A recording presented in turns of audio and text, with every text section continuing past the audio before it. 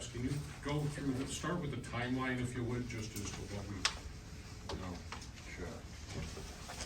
Some of it will be a brief recap of what. it's a recap, but there's people here that aren't here yet.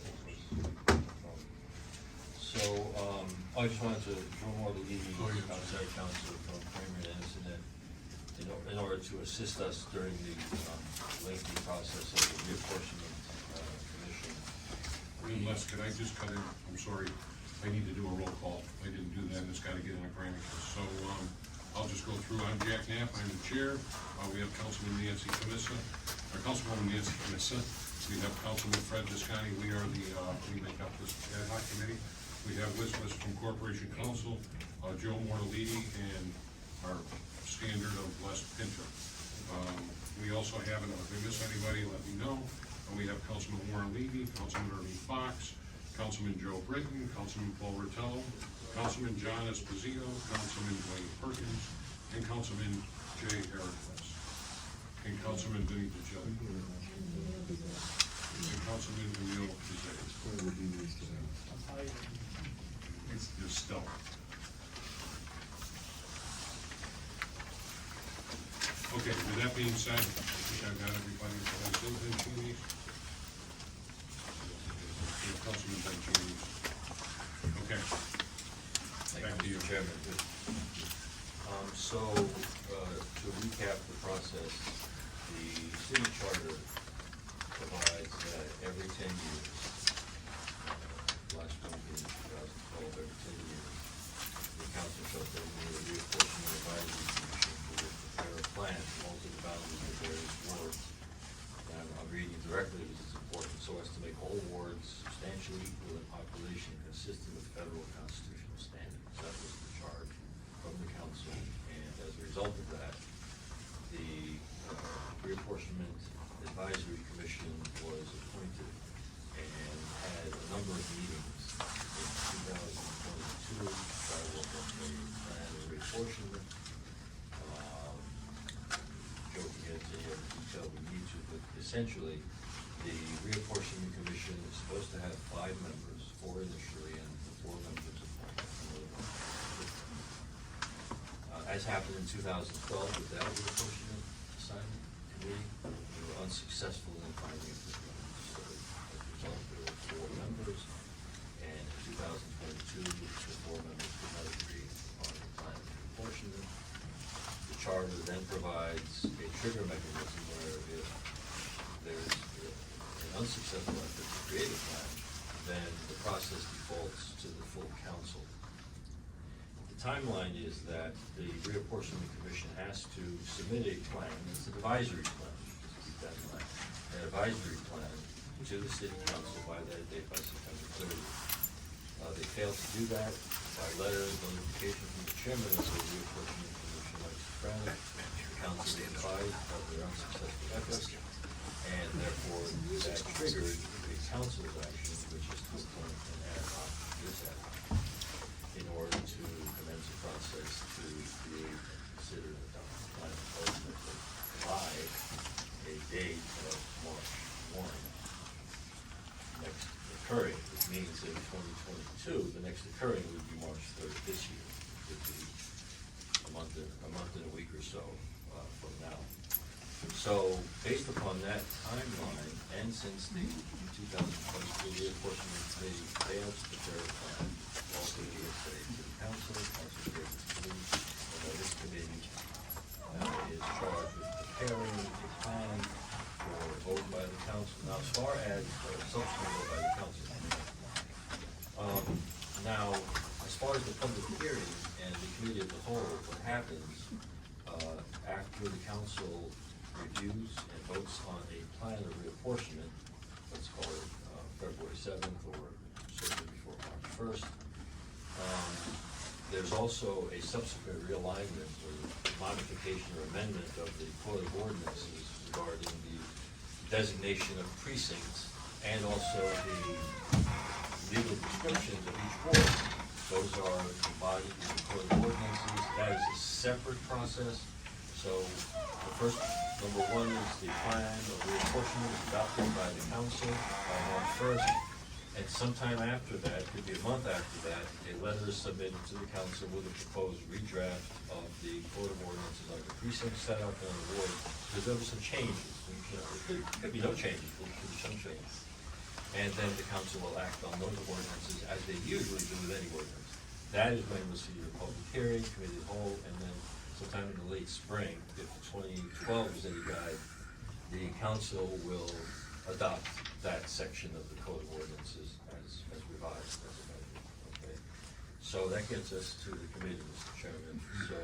So this committee was appointed by the council and is charged with the development of a plan or reapportionment for adoption by the council. I don't know, Attorney Mosley, if he has anything to add. I do not know. When it comes for specificity purposes, the substantive ordinances which will be amended are section 8-1 and section 8-2. That's a future reference, but that's what we will eventually amend once the plan is adopted. Thank you. Okay, so as I spoke in the last meeting, I'll just repeat a little bit because there are many more people here. As you heard, the committee that was formed, or was attempted to be formed back prior to the, I believe, December meeting, might have been the November meeting prior to, did not come to a quorum, I guess you would call it. They didn't have, by charter, you're supposed to have 2 Democrats, 2 Republicans, and then together you're supposed to agree on the third person. And the reason they didn't come out of committee was they never agreed on who that third person was gonna be. So, thus it got turned over to the council. When it gets turned over to the council, it got put to us here as the ad hoc. We then, let me make sure I got my time right. So, in the council, in that group, Ben Cheney's, Councilman Cheney's had presented a plan, but it was more of a review because they really they couldn't vote on it because they didn't have the right amount to vote on it.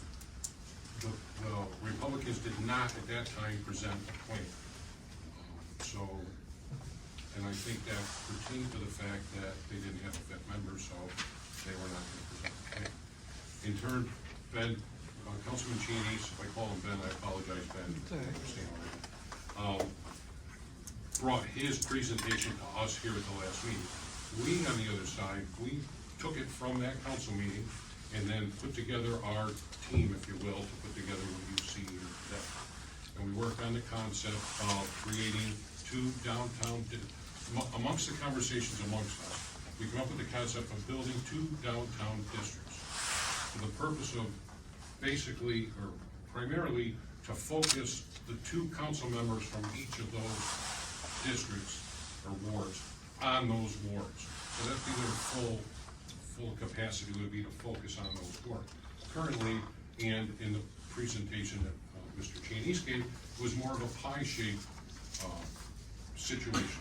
So what happens is you have a smaller amount of groups within that pie. So our thought was we wanted to build a stronger representation for the downtown.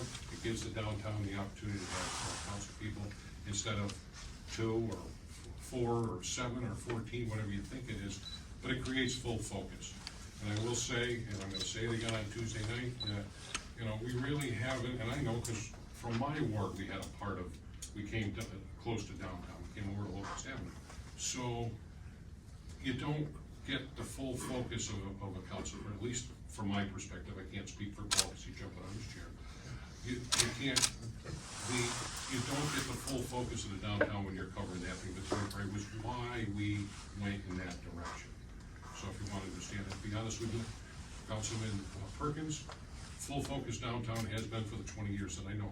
Freddie has his focus, but Wayne was really the strongest advocate of the downtown. But you have one guy that really, day in, day out, with advocate the downtown. Our thought was, we bring this way, we've got 4 people. So that's how we created it. That being said, we have the software package that we work with, which is what you see up here. I could not we had trouble getting this printed that size, so we chose to just print it out the diagram there, and I can go through it here. for you. With the diagram that you see, or the wards that you see are again, the downtown and the second district and the fifth district. And we went around and we made it as even as we possibly could. We have every one of those districts you can see, although the land mass looks different, and you'll see it on Plan A also. They're within 1% of the target. The target was 12,360 people. Every one of those wards that you see there is within 1% of that 12,360 people. We followed the guidelines, and you see the paperwork that I passed out to you today. We followed the guidelines as directed to this committee by the software system we were working with and by the state in essence. You'll see on the paperwork that I gave you today, on the map that I gave you, it says integrity test. So there's six, 1, 2, 3, 4, 5, 6, 7. There's 7 criteria on that. Sorry, just so those checkpoints is the integrity test that is required for us to be able to move this forward. These are the numbers, within there is the numbers that we work with. We based it solely on population. That's how it's harassed. We based keeping it within the 1%, or within, we have a variance. We could have went as much as 10%. So we could have been 9.99% over or under in some of these wards. We didn't. We built them to within the 1%. The other thing that we did was we tried to use major thoroughfares. We tried to use main thoroughfares as our breakpoints. So our breakpoint, we started with Interstate 84, because that goes right through town. And this is after conversations I had with Mary Ann about, Mary Ann Doran, who's the registrar of voters, about how we were to, what she would look for in the maps. So that was how we built it. And we tried to use main thoroughfares as the breakpoints. When we got into downtown, we couldn't do that. Because in the downtown, we've had such a growth in population downtown that main thoroughfares just didn't work. There's an area over at Packy Oak Avenue where one census block holds 900 people. Whereas you go down the street, there's another census block that is literally one block. I believe it's over by Sacred Heart Church. That's one block, a right, and you're back to square one, 300 people. So it's difficult to, when you put these maps together, to get it as close as you can. So we did that. That's how we built those blocks. I think that's what I told you last time, and that's where at this time. And I just, I stress, and there's other numbers here that I'm sure we're going to dive into tonight. But what you see there in the integrity test that we passed is what we're required to do in order for this to get to the state level. So. That being said, what do I want to do next? Ben? Yes. I'll stop talking. Is your map, did you bring your big map?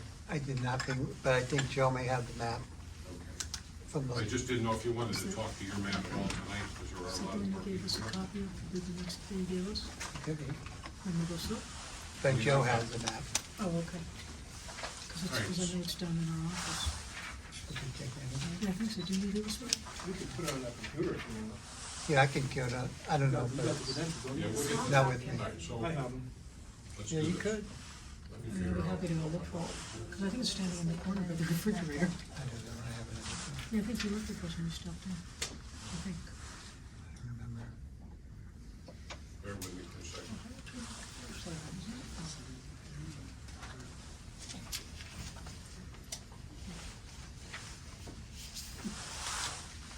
I have it small, I mean, that's, but I don't have it. Yeah, so there's small copies here. You all received a small, you all should have received a small copy. Within your packet. I'm looking, yours, I can't find the color. Oh, I'm your best. Mr. Chairman, Oh, Yes. this one better. if you open up another browser, I can put it on that computer by logging in with our credentials. If you so desire.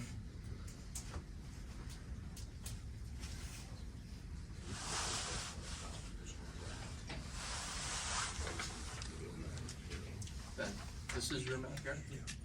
Yes. This sheet goes with this one.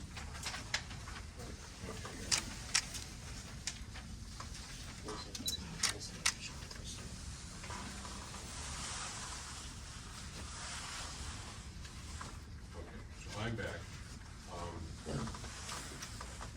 Ben, do you wanna, I mean, I could, I mean, I've only, if you don't want to, that's fine too. no, I mean, if I can read, I mean, I didn't have my whole thing, but again, I would just go over. You want me to, like, just Wayne sentence and log you in? Would that help you?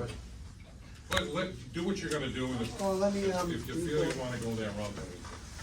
It's up to you, how you want me to present it. I mean, I don't have it, I don't. Everybody that's, We have to have a version of it, it's not a packet. right, in the packet, everybody's got the version. But I do have a couple of things. I mean, I could basically just do it in a nutshell. Yep. Mr. Chairman, I would prefer, and I think people in the room would prefer, to have it on the screen. I mean, it's only, if the Republicans are gonna have their version, it makes sense to have a Democrat It's not, version. My concern is that no one informed the Democrats that this is going to happen. So we're sort of, getting a one-sided presentation, and I don't think it's fair to the process to just have one map. And we- I've never seen either of these maps. Right, exactly. There's Too bad it's nothing all about one. it in there with- Let me do that? Okay, I didn't, you have a big one in your car? A big one? Did you know what happened? I know. All right, so- Whether or not he wants me to do that. With that being said, Jack, have you doing log in? I was trying to, yeah, I think I got the log out for you to log in. No, just, we can open a new, Yeah, but I tried to, I think, I tried to do it with my same thing, and it picked them up. so- no, doing somebody else. How about a different browser?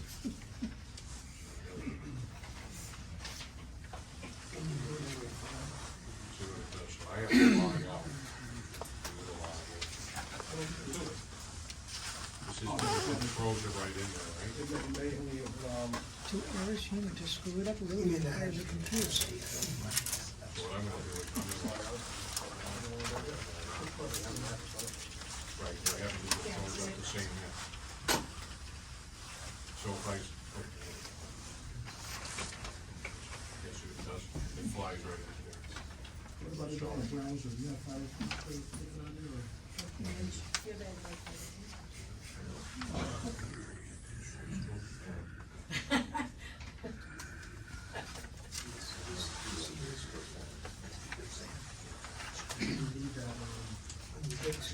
So I can get you to log in. Is that the HRC? You just need to know your password, I can get you this one.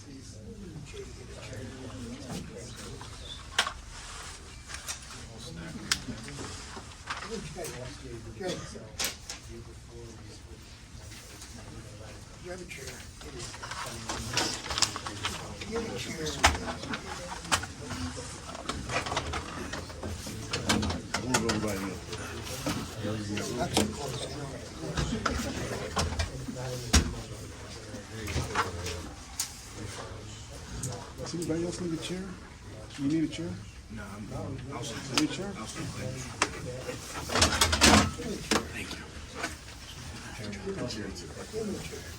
It's okay to him, you have got city insurance. So for the record, we stood down for the purpose of logging in.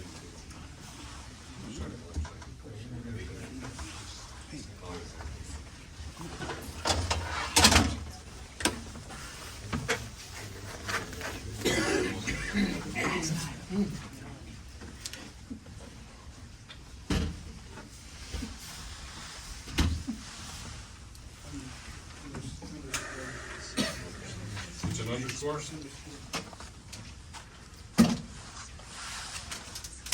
then your password, I don't know. 1, 2, 3, 4, Mr. Chairman. That's all we can remember. I will not. Ready, you go.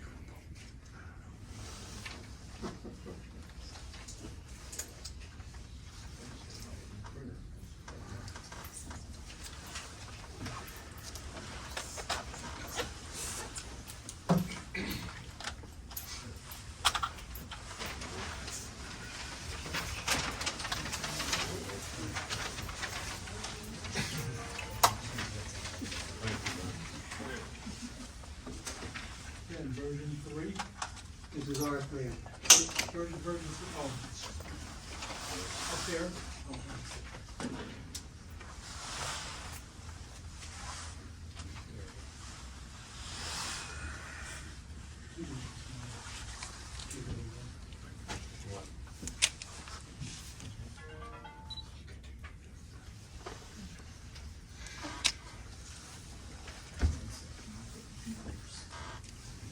How small you want it? That's fine, as long as I can- So the way I present, I started the map, is I used the 2010 ward line, the existing wards we have today. And I took that and I overlaid it over this year, the population for 2020. That created my delta, how many people I have to move, from ranging from 2,500 people down to like every 200 people either way.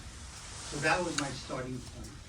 And I tried to keep the wards with the least amount of change as possible, given what happened in the 2010 ad hoc, using their philosophy of the less impact to the wards. So that's what I used. So what I did was I started with that map and I just basically played with the blocks, try to get within that 1%. And at the end of the day is the biggest change that you'll see is that the 6th ward lost a piece down here and it went to the 5th ward. Other than that, there's just little changes that were done in here. So by doing it that way, the ward basically stayed the same, except for the 6th ward got a little thinner and some of the wards got a little twisted a little bit. And so that's how the ward was presented. So if you look at it, if you look at this map, you'll see basically the 5th ward with a little notch coming down in each ward. So if you want to see what it looked like using where it started, and that, if you go back, you close this screen and open up another screen, the starting point. It's so subtle, I don't know if you need to do that. I just want to show you the subtle change.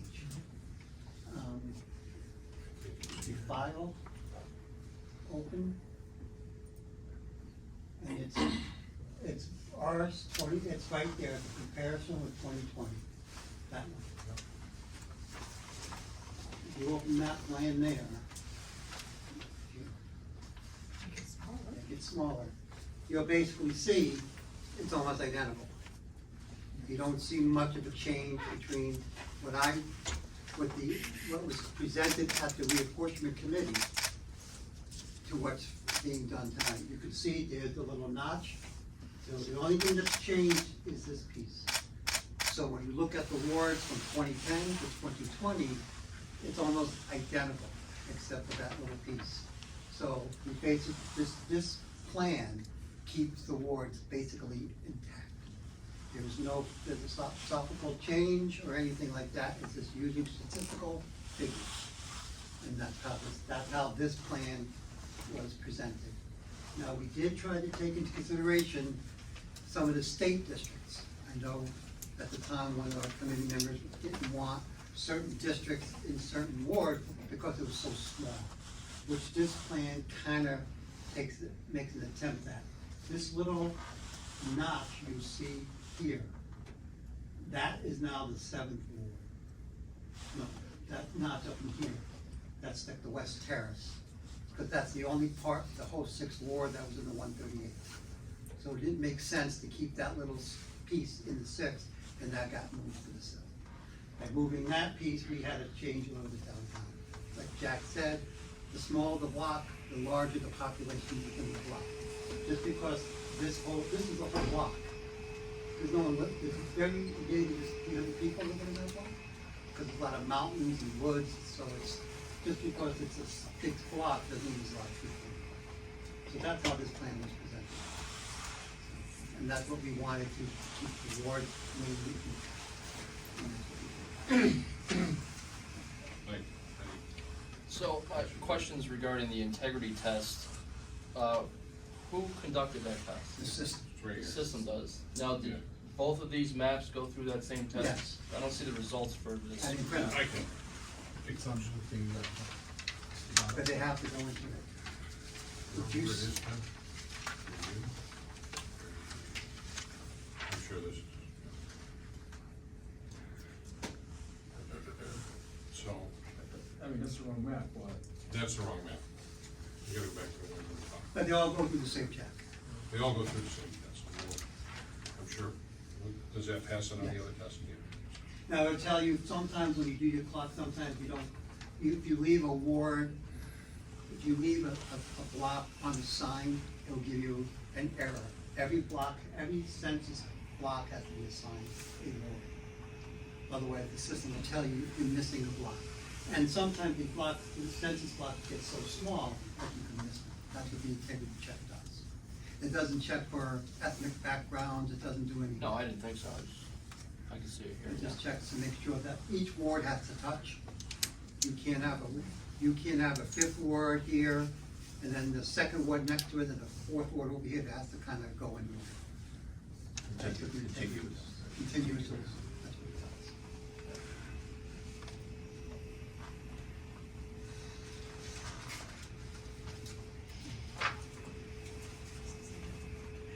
Not that I didn't believe you, but, you know, people are gonna get it. All right? It wasn't easy to get them all checked, believe me. Because it does make you go through and do it. It's a good software, believe me, the software can do a lot. Satellite view does everything. I know. Which I don't know how, I forgot subject, but really not, 102nd used to come into Danbury at 48 Vermont Road. It's now the 108th. So you have to go all the way through the 109th to get back to the 108th. So I don't know how they ever passed that integrity test. I don't know. Okay. The state uses a software like this too. So supposedly it's the same way. Mr. Rattel. Just a couple of quick questions. Starting with Les, he did his first presentation, or he did the presentation first. This ordinance that you talked about, does the mayor have to sign off on that? Yes. Okay, thank you.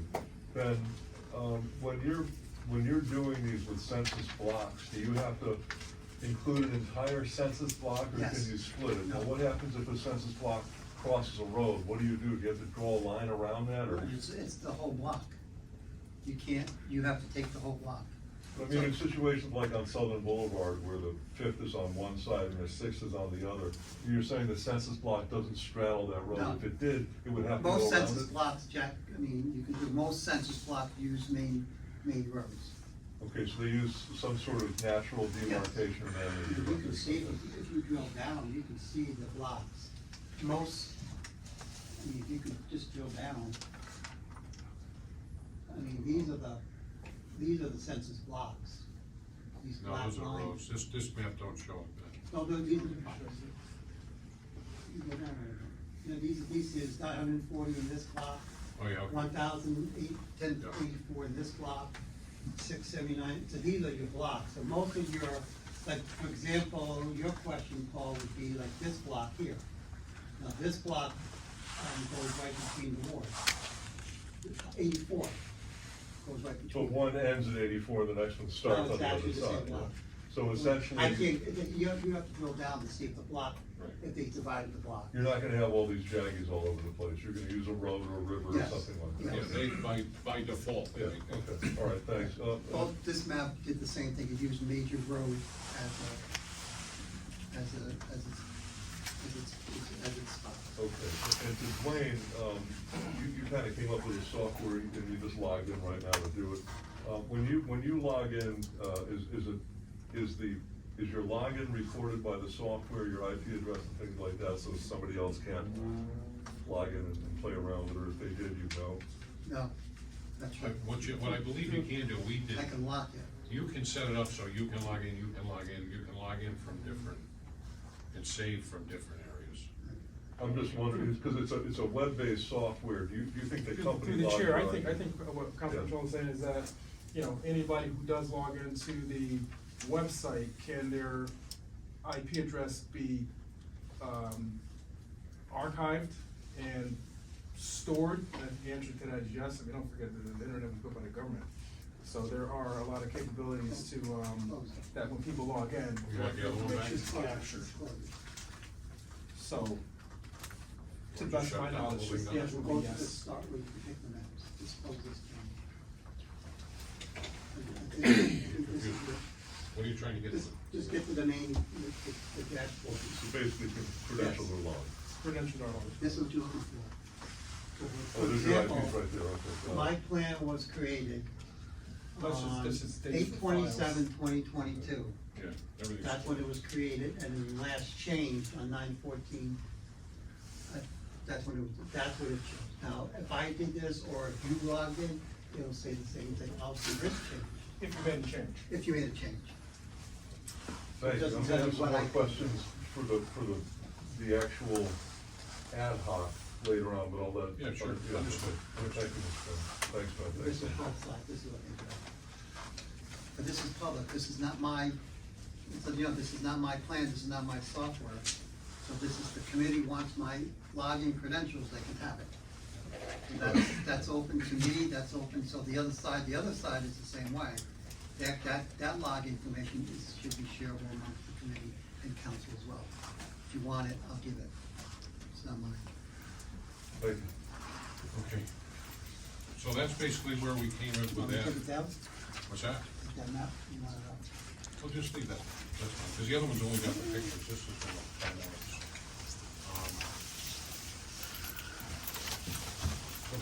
So that's basically the two different presentations that you got, we're calling the one that was done by Ben, Plan A, the one that was done by us, Plan B, so that we have the ability to distinguish them here. Okay, so that being said, I'll open the floor to questions. I remind you, let's keep this civil and proper. Hey, Jack, did I say something? Yeah, oh, absolutely, you're on the committee, I'm sorry. Yeah. set up, Joe Belisny, No, that's all right. the Registrar of Um, Voters for the Democrats. Yeah, you know, they say you learn something new every day. I learned that you talked to Mary Ann and I wasn't involved in this, so that's, thanks. Absolutely, Republican, so I, Republican. I was This a is true. Republican register. um, And I would encourage you. I have to tell you, I looked at the map, and, I was very disappointed. It looked, just the way my mind works, but it looked like a feudal map, that you were trying to squeeze out the people in the center.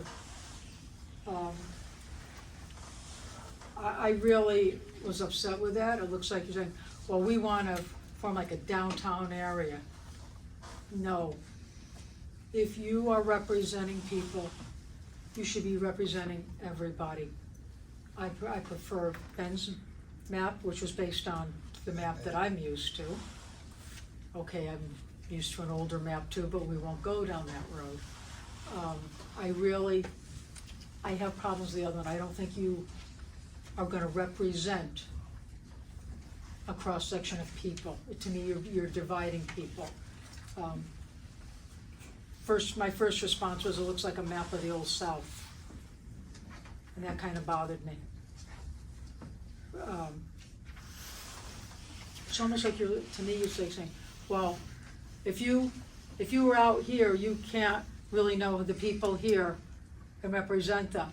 Well, you know, it's your job, if you're out there and you're the representative, to know everybody in your ward, in your district, you know, just not your neighbors in your own little area. And that was my own take on it, so that really upset me, that was gonna be what some people wanted to be for my hometown. And I still say the word town. I remember when Danbury was town and city. I remember consolidation. I also use the term town because that's what the state of Connecticut uses, and it's what I grew up using. And I kinda had it reinforced in me many, many times. It was just the legal term, so this is my town, and I don't like to see it parceled out. I would like to see everything fair, and I don't think what you have presented was fair. Thank you. Keep rounding out what you like.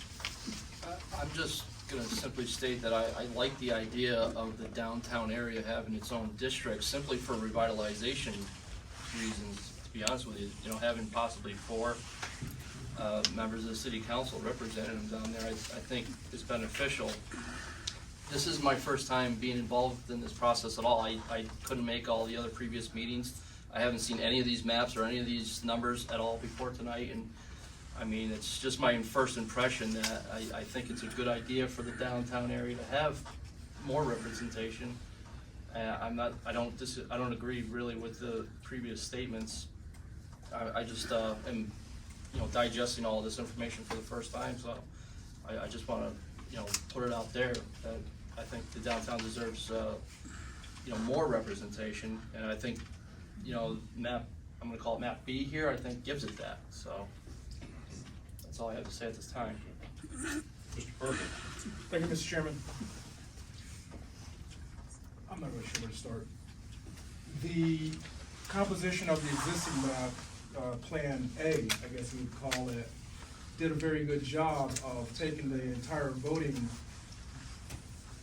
wards, creating that pie-type concept that we're all familiar with, thereby giving the most number of city council members full representation of the entire city. That's what that current map does, okay? Because you have a hub toward the center of Danbury that fans out to all the other wards. That's your representation. You have people in the downtown area from all 7 wards. You have the people in those same 7 wards with the whole peripheral of the voting blocks. I mean, some of my areas out there, you don't even think you're in Danbury. These big gigantic houses with half-a-mile driveways. That's good. And then I go walking downtown where I go a lot, and I have an inner city. And I think that's captures the essence of what you would want for full representation. This thing where you're separating the downtown into 2 business districts or whatever it is. I mean, I've been on the council for a long time.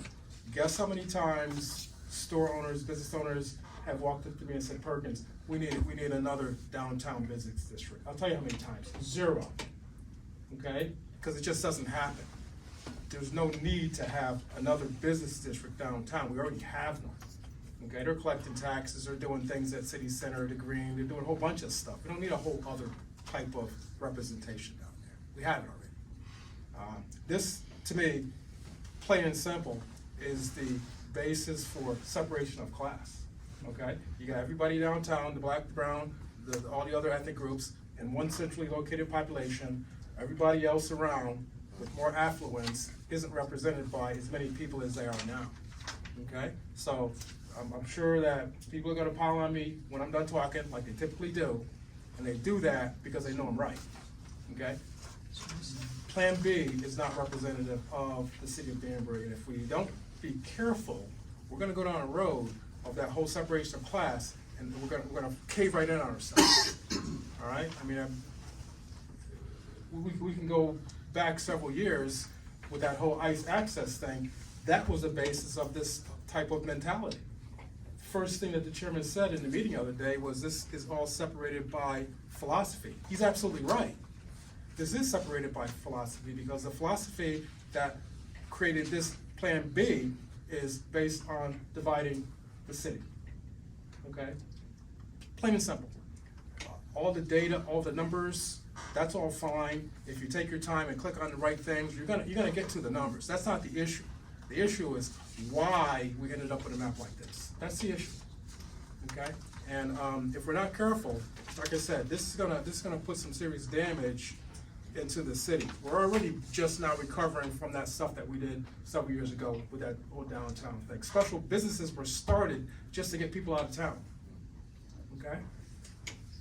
So, that's my take on this thing, and, I guess you could even go a little further to call this whole downtown business district and the need for it, that statement a little, to me, in my opinion, a little on the disingenuous side. I don't think it's true that that's necessary. I think we're doing the things that it takes to develop downtown. We just need a little bit more support from private industry, and more open minds. We have a lot of mechanisms in place that will start to build the downtowns, and we are doing that. We got the Kennedy Flats, we got the new online, the new Beacher's Place coming online at the old News Science building. There's more development coming, but that's what it takes. It takes people, and this isn't going to get us where we need to be with this particular concept of Plan B. It's not going to get us where we need to be. In fact, it's going to cause some damage to our city, I think. All right, so thank you, Mr. Chairman. I'll probably be end up saying a couple more words after, but I think we need to start focusing on the concept and not so much on the data. The data is easy to do. You just take your time and click those blocks. The data is easy. The concept is the problem. Thank you, Mr. Chairman. You got it. Thank you, Mr. Mr. Chow. Thank You you, got the Mr. floor. Chairman, thank you. I'm going to just start off, because like Councilman Perkins, I think after I make some points, go around the room, and I do have some more after this, but I'll just give a few right off the gate here. Just to the terms of creation of map B, which is your map. Did you personally create that map? I worked on it. So you worked on it, you had mentioned that team. Yeah. Who was on that team specifically? So it was myself, Mike Sofranic, because he was on the group before, John Riola was on the group before, Vinny, and Warren Bob Dillon was there. That was basically the team. That was it, there was no involvement? And then we, of course, discussed it with our caucus and moved it forward. So the entire caucus, so was there anyone outside of the city consulted on that map at any time? Anyone. Anybody outside of the city consulted on the map? No. Prior to its inception? Okay, and when exactly was it created? I think I'm talking to an attorney. Might be. You can play the fifth, no? No. Started during the month of December, finished it up in the month of January. You can see, if I pick up there, you'll see the dates. Alright, so the ad hoc was created in October. Correct. What happened between October and December? We didn't move on it until December. There was no discussion between October and December on Not from creating my the map? part, not from my part. I don't believe, the answer to that is probably no. Okay. And did the communication, channels of communication for the creation of this map and everything, I'll finish up there in a moment, but was this done via email, text message? either? Conversations, we had town committee meetings, conversations that we had when we crossed paths. So that, when you say town committee, was it the Republican town committee? Of course. So it was discussed at the town committee meetings? No, amongst us. We didn't bring it to the town committee until after. Okay, okay. Which is, I'm sure when you're driving it, so. Well, no, I was. Can you get to a point? No, my point is, I'm just trying to figure out who created the map, who was on the team, because I think that's important, Sure. determining who kind of chipped in on this map. But I'm okay for right now, so I'll pass the baton to. I'd like to ask the same question about map A.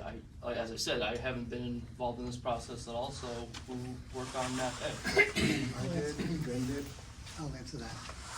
Okay, so again, the reapportionment committee that was established in February of 2022, we had that meeting. We approved the software probably around April of 22, and then each team got a login. Me and Dwayne had a login, and then Mike Sofranic and John Piola had a login. Me and Dwayne worked on it as part of that committee, and then we presented this plan at that committee.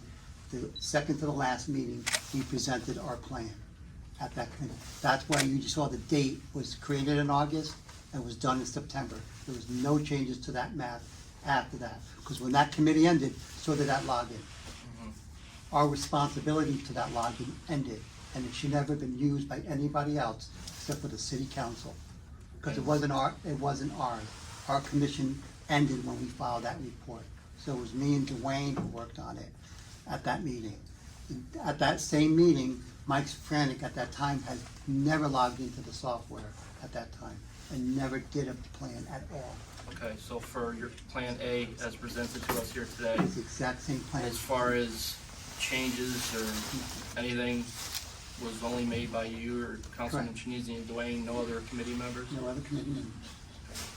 Thank you. And it's submitted, and our attorney, we had an attorney at all our meetings, who's here this evening. I agree. It just seems that it's been established here that map A was performed and designed by Republicans, or map B, and then map A was designed by My map was Democrats. never designed to be a Democratic or Oh, no, I'm not Republican saying that. piece. I'm just saying that the input from map A was from Democrats, and the input from map B was from Republicans. And the only reason why is because when, again, if you look at the videos, when I presented my map to the committee as a whole, it was designed to be a working map, a starting point. Yes, So I we as a understand. committee can start moving the blocks. At that point, the chairman did not want to do that. He wanted to end the meeting and move on. So he never had a chance to go in there and move the blocks around, because we wanted it to be a map from the committee, not by an individual party. No, I understand. That was the All goal. right, gentlemen, I think we got a flavor for that, so Yeah. let's move on from there. Mr. DeJoe. Thank you, Mr. Chairman. So I have a And couple, Mr. Vitale. just comments. I think the only reason there are two maps is because that committee never picked its fifth person to create a map and work on anything together. So that committee wasn't able to get a fifth person in the room to do anything in a collaborative way, to work together, to present something as a starting point together. So absent the committee being able to actually do anything and present a product, because they couldn't pick a fifth person, there's no product to talk about, there's no product to present, there was nothing presented to the council. So the council's responsibility at that point was to appoint an ad hoc, and that's why we're here today to do that. And the ad hoc, the members of the ad hoc are working to generate ideas, and there was a map that Mr. Cheney's did and a map that Mr. Knapp did. I don't know if I completely understand or follow all of the questioning about who spoke to who, how they spoke to them. These are the two maps in front of us. This is the legislative process that we're doing, okay? Now, you can ask all those same questions of both sides, it doesn't matter. And I don't understand why we're talking about it. But that's why we're here with multiple maps, is because the committee tasked with doing this originally couldn't agree together to pick a fifth person to start a project and produce anything for us to look at. So fundamentally, that's that problem. I mean, the other thing that's fundamental is, it's obvious, and I hear everybody's comments, and I hear what Ms. Melissa said, and Mr.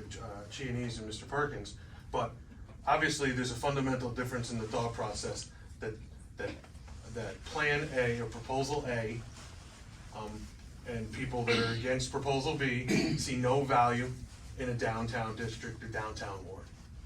That's the fundamental difference. You see no value in downtown being represented as one collective unit. However, there is value placed in a downtown central business district that has no legislative power.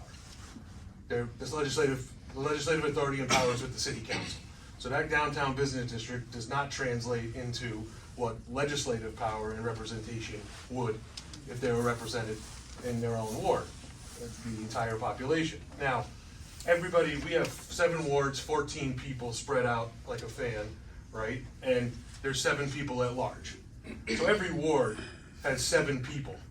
I'm sorry, every ward has 9 people that are technically part of that ward and doing all of that. So it's not like this just really has a fundamental being that there's an importance of downtown, having a focus, having a united voice in front. Now, we just went through the plan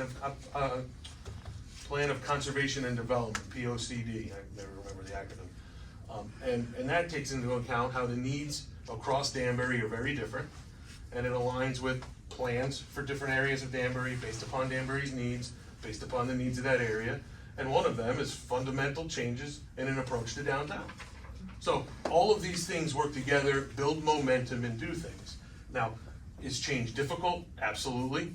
It's easy to just modify what we have existing, whether or not you feel like it works or not. It's easy to move a few things, come up with the numbers, grab the deviation, do the test, and move it along. It's difficult to go through changes and challenges and fundamental differences. Obviously, the population in 2010 map that was overlaid to the population in the 2020 census map is very different.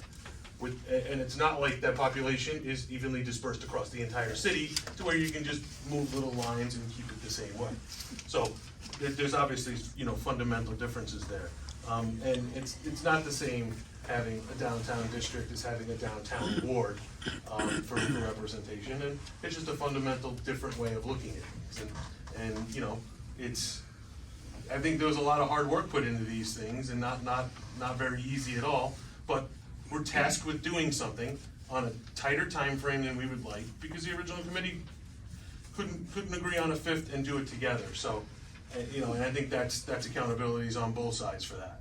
And the goal here is to produce a product for the city and all the people in Danbury. And, I'm confident that the proposal B is something different for us. I think it's warranted, giving different needs across different areas of Danbury, provides more focus, a bigger voice. And it's in line with everything that the committee and the process requires. What you need to look at, population, deviations, and it's acceptable and it's something that I support, and I think it'd be a good thing for Danbury and its people. So thank you, Mr. Chairman. No, I got it. Paul was close.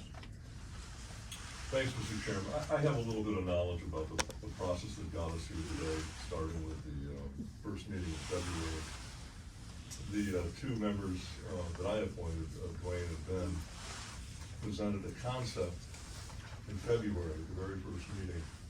The concept was the manipulations of the ward would be as minimal as possible. They didn't present a map, they just presented a concept.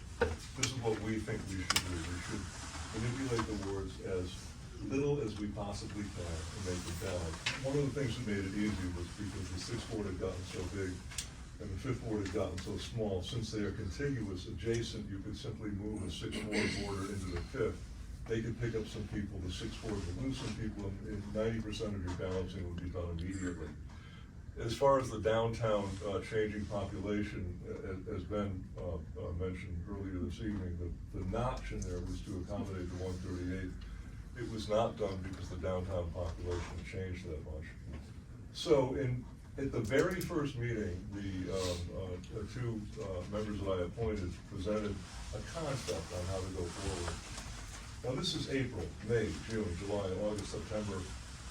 The meeting was charged, the committee was charged with ending on the last day in September. During all that time, 5 months, 6 months, 7 months, 8 months, a differing concept was never presented. We're not talking about maps, we're talking about concepts. The Republicans on that committee, John and Mike, essentially recycled the map that had come out in 2010, 2011, had been floating around for 20 years before that.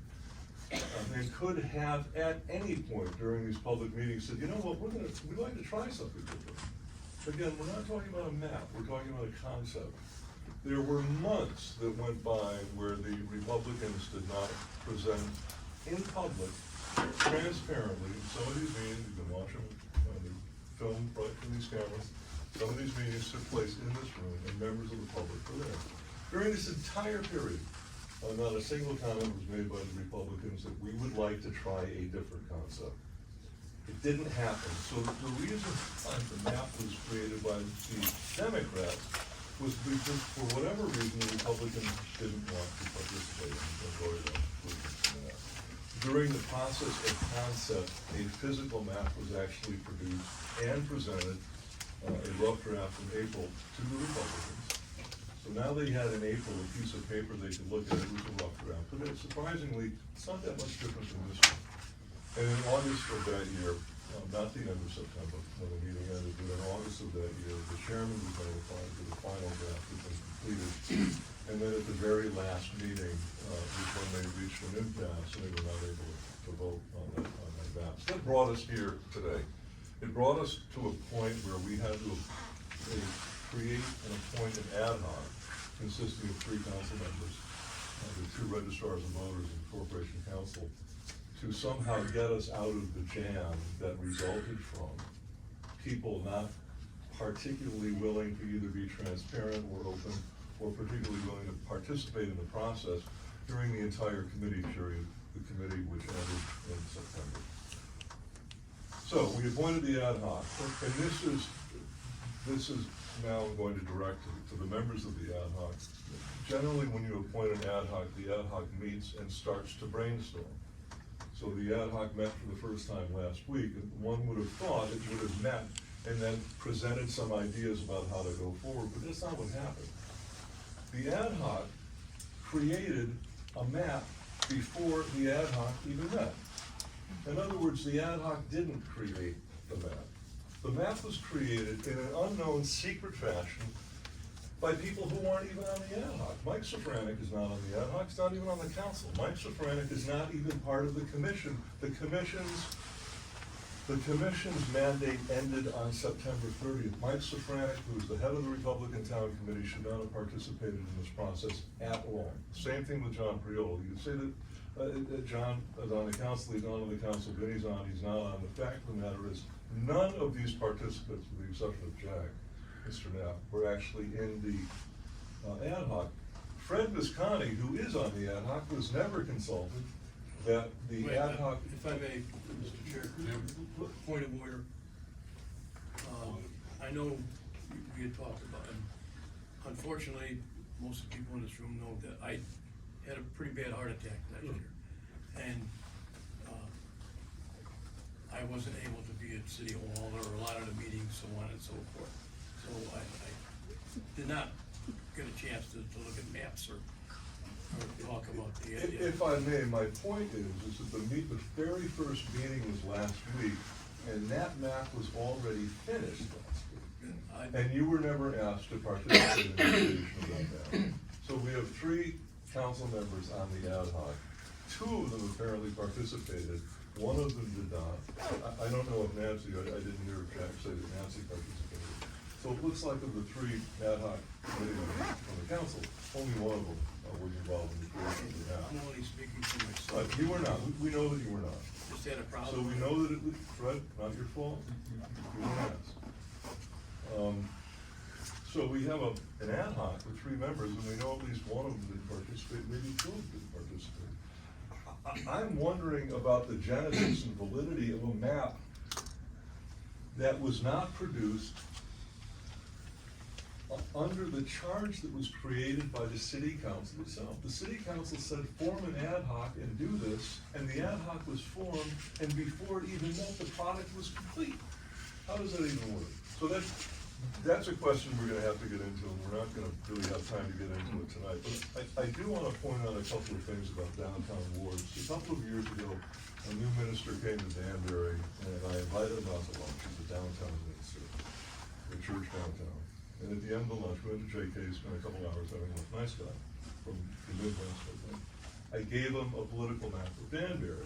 I said, listen, if any of your constituents, any of your flock have an issue, you can ask them where they live and look at this map, and if it says 6 or 3 or 2, call me up and I'll tell you who the representatives are.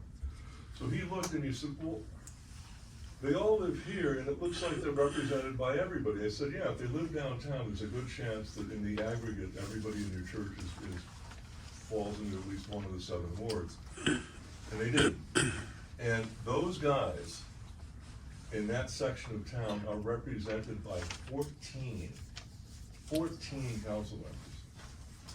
They're all represented by at least 2, maybe not a guy in one house, but in the aggregate, when that church fills up, they have 14 council members that they can appeal to. Now, they're only gonna have 2, or possibly 4. And I gotta tell you something, when you take the disenfranchised and you reduce the amount of their representatives 7-fold, from 14 to 2, or from 14 to 4, and you give the balance of those representatives to the wealthier suburban outline of the city, you're setting up a conflict that we know from painful experience will never end well. When rich people have more representation than poor people, it simply does not work. This is not a map from 2023, it's a map from 1923. And finally, the downtown business district, plan of conservation and development that President DiGilio mentioned, was a process that took 2 years to complete. During the entire time, public meetings at the Palace Theater, public meetings in this building, public meetings all over the place, online, offline, hybrid, not a single representative from the city council came to that meeting and said, hey, you know what? Along with this, that, and everything else, we need to do some donut awards down in Danbury. It never came up. This has been the most secret, the most untransparent, and the most hidden process I have ever witnessed.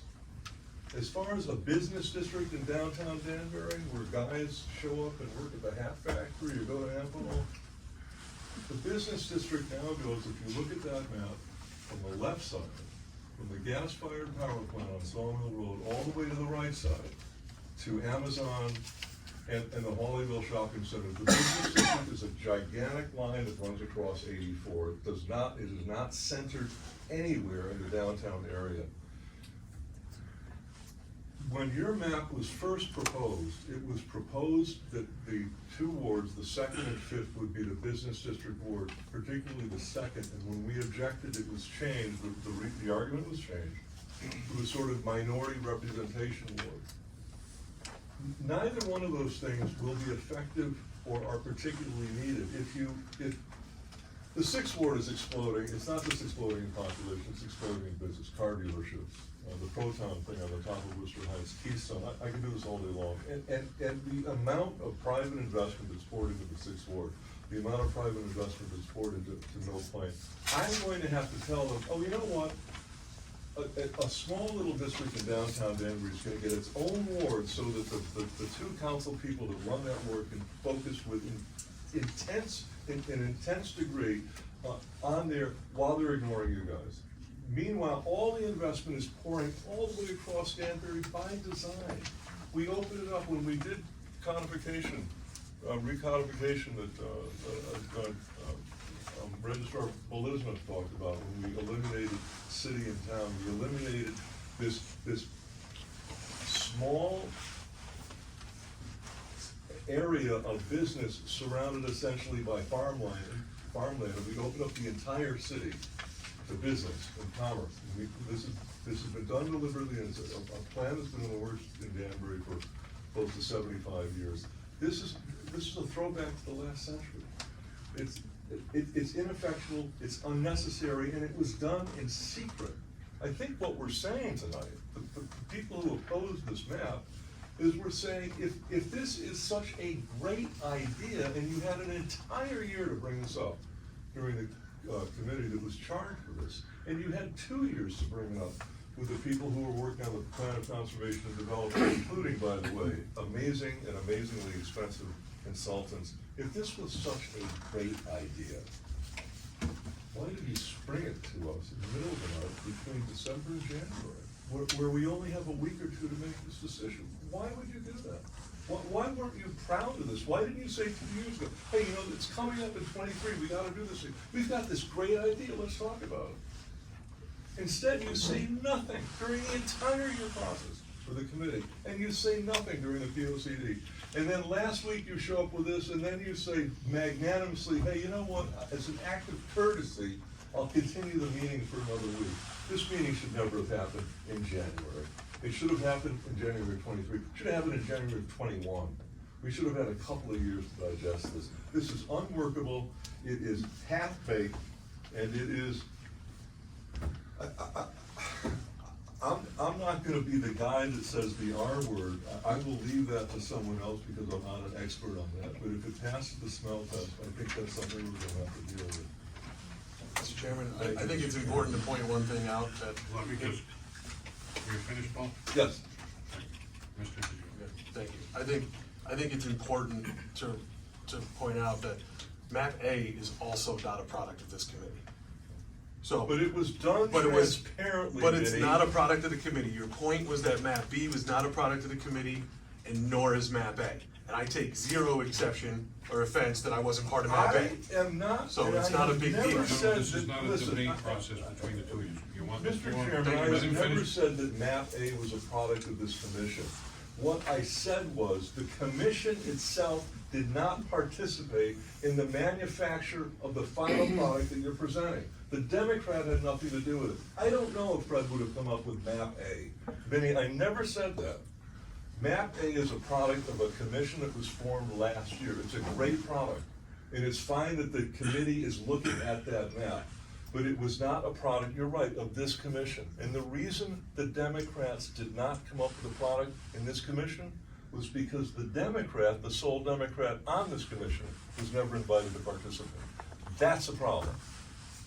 Finally, the fact that the head of the Republican Town Committee, who was quoted in the newspaper yesterday as questioning the validity of the Democratic Town Committee chairman, by insinuating that his complaints were unworthy of discussion because he is a political figurehead, that very person, Mike Sofranic, the head of the Republican Town Committee, is probably more responsible for this matter than any other. And if the Democratic head of the Town Committee cannot weigh in on this, what does that say about the Republican head?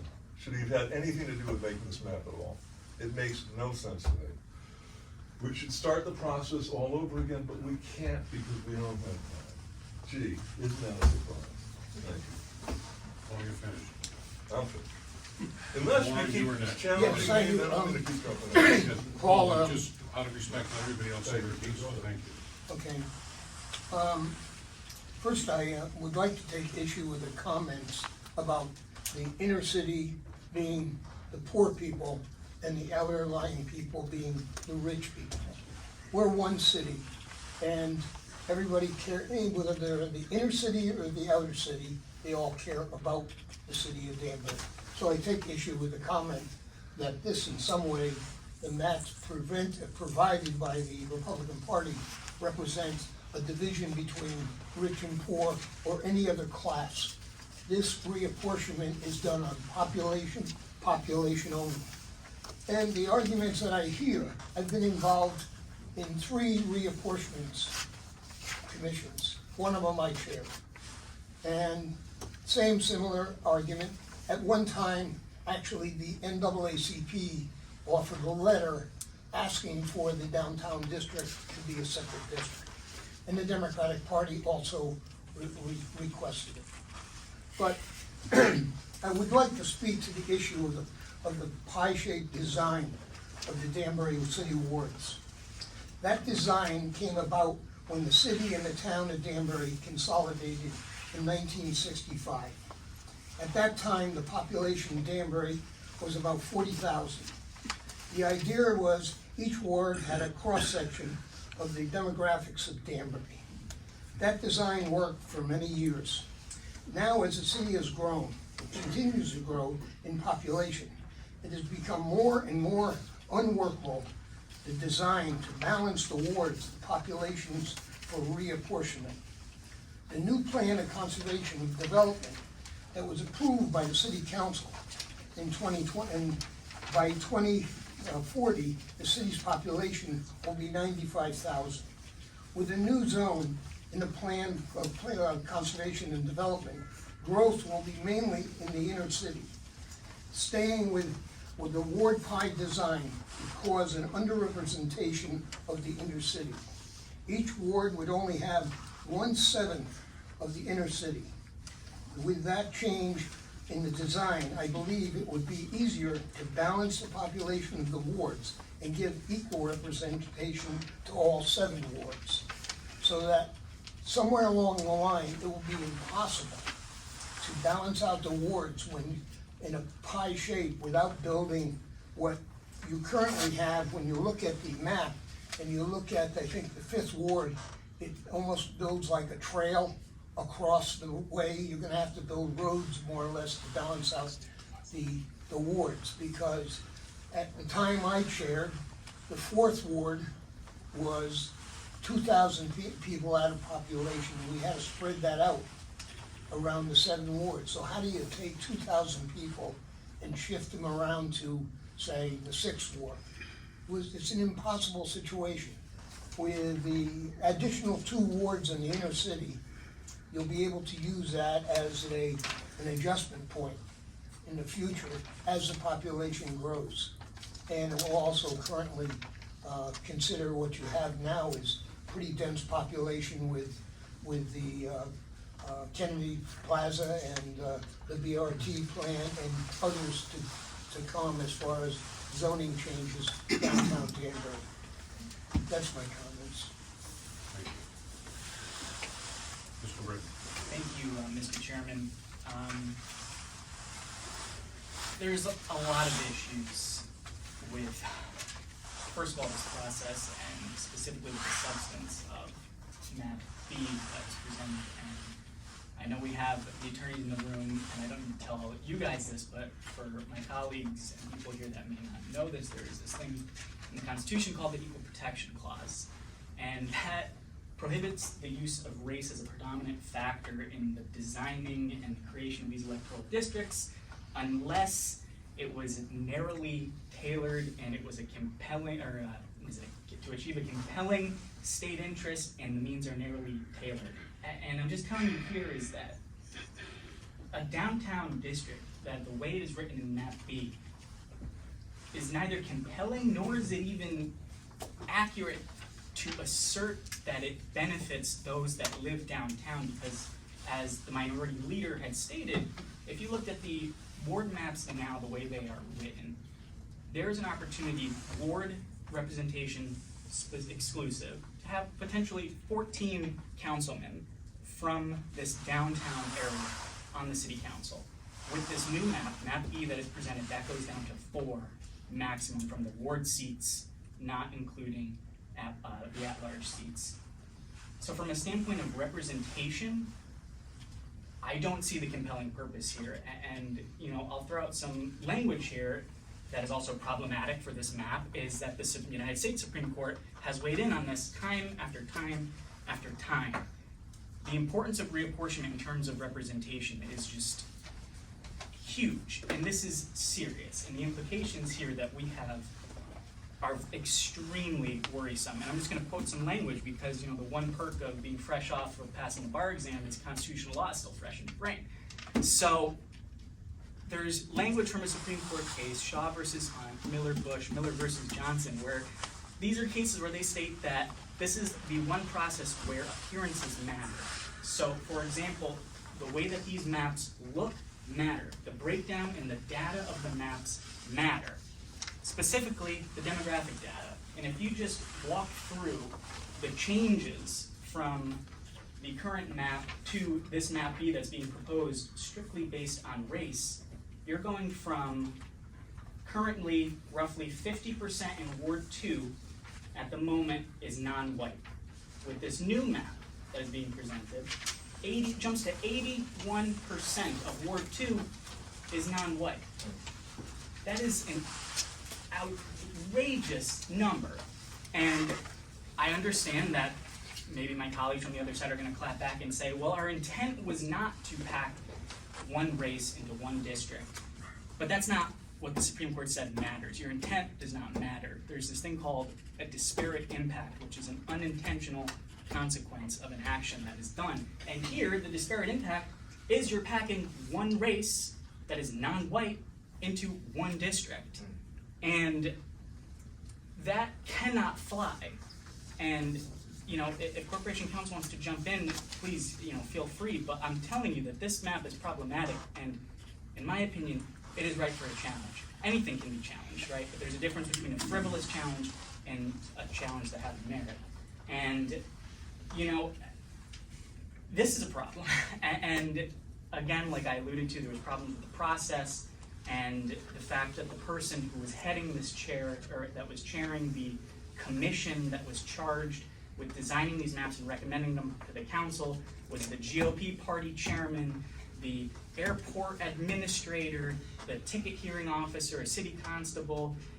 That's an issue in itself, but I took issue specifically in a quote that in his quotes in the paper, and how he keeps obsessing, and even my colleagues from the other side obsessing over the need for this downtown district and how it would ensure that downtown has a voice. That rationale and reasoning is not only flawed, but it's specious. It sounds good, but it's not actually right. And that is actually akin to a equally as flawed moment in our history, which is one of the largest stains in American history, and that is the rationale of keeping certain folks separate but equal. And that is what this map does. And I will not vote for it. I cannot support it in any way.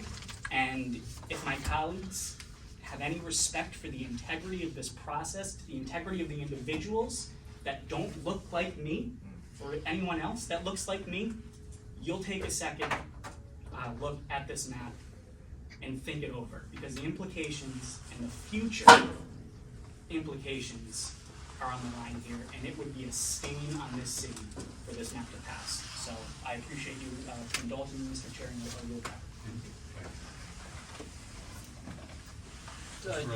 Just briefly wanted to comment on the concerns for, like a downtown district, lack of representation. I mean, we have to point out that there'll still be 7 at-large candidates that residents in that area can still reach out to, furthermore, we have to remember that, we as elected officials may not agree on this, but I think there's gotta be a level of, consideration for the convenience of registered, Danbury voters around the city.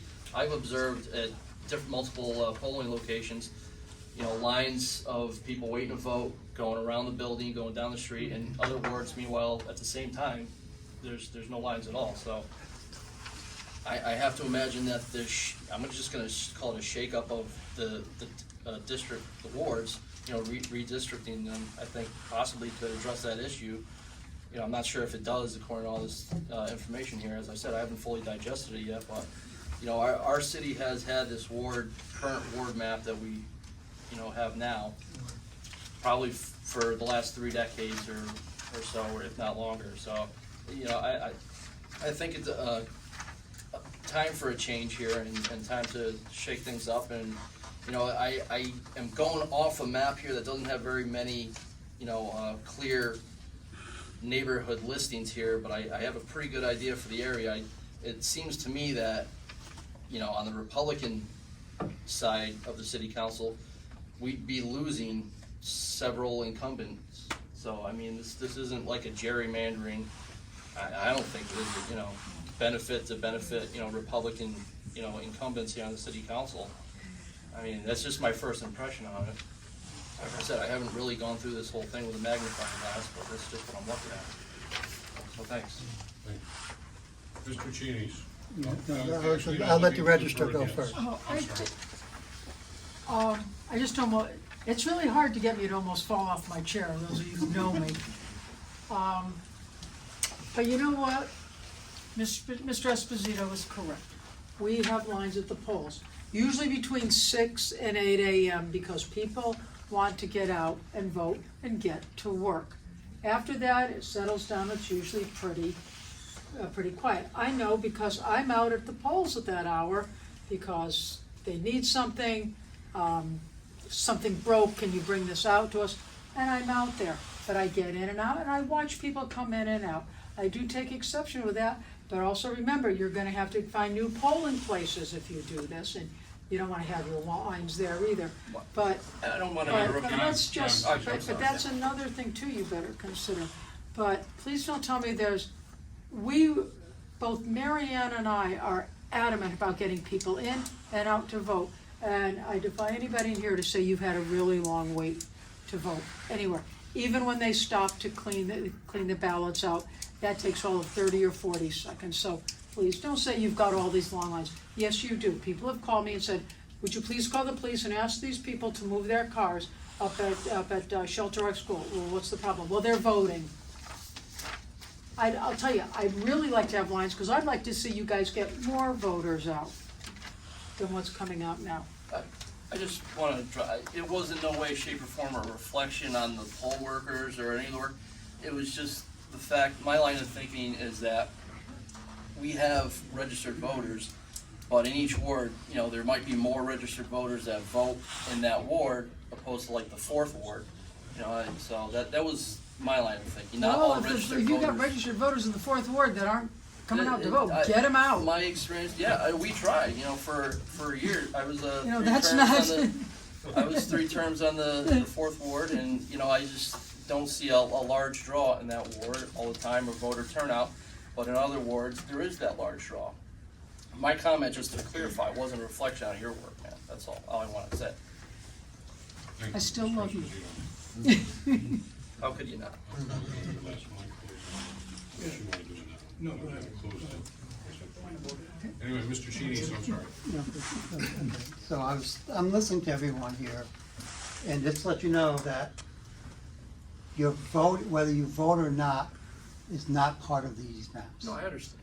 So theoretically, there's 12,360 potential voters in every ward. So it doesn't matter how many people who are registered to vote or not registered to vote, it doesn't matter in these maps. So you should take that out of the equation when you, whatever map you decide to go with. But I was just, to Warren's point about getting information, the fact that when that request for a downtown district was made, I think it was 1992 when that request was made. That was 30 years ago. Since 30 years ago, no, there had no been requests to me. Anyway, in that time, in my 18 years on this council, I've never been asked to, for a downtown district. In my 18 years on this council, I probably spent 40% of my time in the downtown. So I do represent my ward in the downtown. I do not ignore it. So when they have issues, we're there, me and Paul are there, looking at their roads, looking at their sewers, their water problems. We're there all the time, looking at their issues and trying to solve them. But what I see here, again, is if I'm the 6th Ward councilman, then why would I care for downtown anymore? It's not in my ward's purview anymore, because I'm not part of it. So I'm gonna try to convince my 6th Ward constituents to support a downtown bond. Why would they? They're not part of it anymore. You alienated them in a way that they're not part of downtown. The current map, that each district had a little piece of downtown, so you were kind of invested in the downtown. You just didn't ignore it. So by having the way the map, the Sec Plan B map is, you're kind of alienating different pockets. So that's one thing. And then I'm trying to justify, how can I agree with Plan B? I'm a number guy, I need to see figures.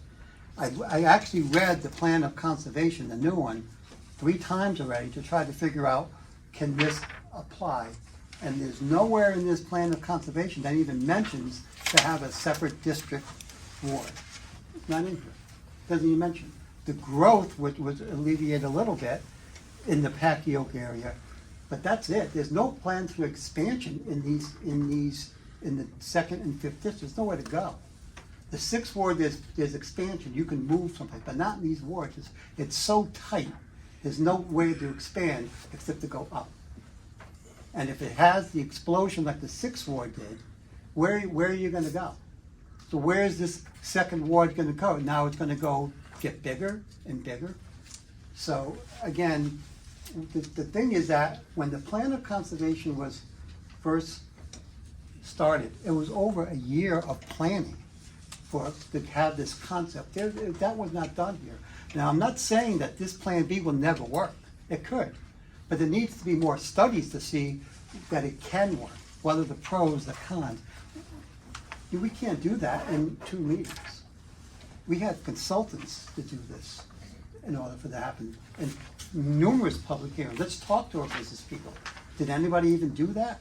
I mean, right now, the only piece of paper I got tonight was 1 piece of paper.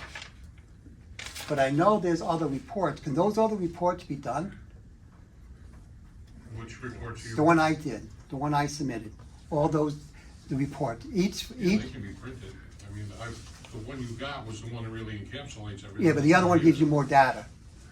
The other one has more information as the number of people 18 and older in each ward on those maps. So as far as the Councilman Esposito's point as voting, it won't tell you these and ours, but it'll tell you the number of people 18 and older, which is what you would want to know as far as number of voters in those wards. And the other thing is, again, in order to support this philosophy change, we need to have the documentation to which you use to come up with it to see whether we agree with it or not. Does that even exist? Do you have any reports? Documentation to For the what? philosophy, how did you come up with the So, philosophy? I'll say what I said at the very beginning. When we started this process, when we worked this process, we followed the guidelines that were instructed by the program. Got it. If in one place, if this checklist, this integrity. thing I had understand all something to that. do I with get that. I would have, that I'm- would have been another No, factor. what we I'm worked getting with. at is what We did you did use to that. come up with your philosophy? What made you decide that this city We did needs that that? through communications with our leadership. So is this your leadership? Is that, can that be Correct. stock documented? Correct. Who, No, no. can we, is that, Did I work a document? No. Do I have a document? No. so how do we know if you even had the conversation?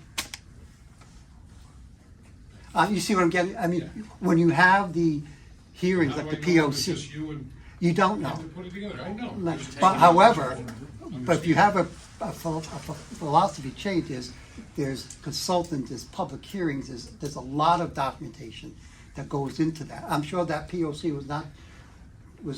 and there was a lot of stuff behind the scenes too, but everything was put on the table, how you got to that point. And that's not here. I can tell you how I got to my map. I told you where I started, where I ended up. But as far as with your thing, remember, you started with a philosophy and you built around it. Remember, you didn't take the population and create the district. The district created the population. So you said, I want to have a business district. And then, boom, according to the maps, this is it. And then you built around it to come up with the people. The size of the district was based on population, but the philosophy came first. For example, I know with Councilman Bruzade, up in where he lives, they want to have their own ward too. They want to have their own little town district. And I talked to several people, is it documented? No. But they said, why can't we have our own little ward ourselves? I don't want the rest of Danbury, I just want this. Why don't we have that to be the sixth ward? And let everything else go. There's 4,000 people in that ward. That itself could be its own, remember, that's a planned neighborhood development. That could be a ward in itself too. Just because of the way it was designed, and that's right, it's a beautiful district. It has everything ever You want never in pull it. the population there, Ben. You But- get 12,000 people now. so Yeah, but let's that's say we five, cut that it down, 4,000, then it'd you be add, 9,000. yeah, but you add like Place, you add my neighborhood in there, you get to 12,000 fairly quickly. But that map will give you only the western part of the city. You would alienate that to the rest of the city if you did that.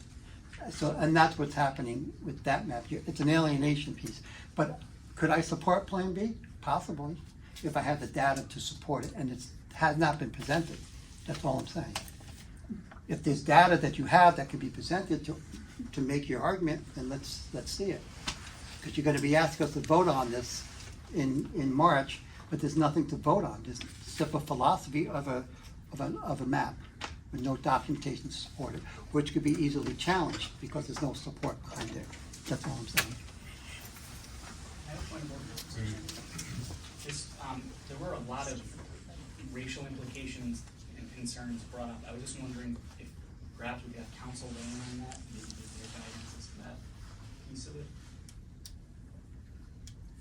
I don't see a problem with that, but, Is there anything narrow, Councilman Bristow, because as you understand, Just from like the- everything, it's very broad Yeah, area. the jump, I'm talking about the jumps in the minority groups that were pretty large. Like now that we have one board that is 81% non-white, that wasn't that high when we did it before.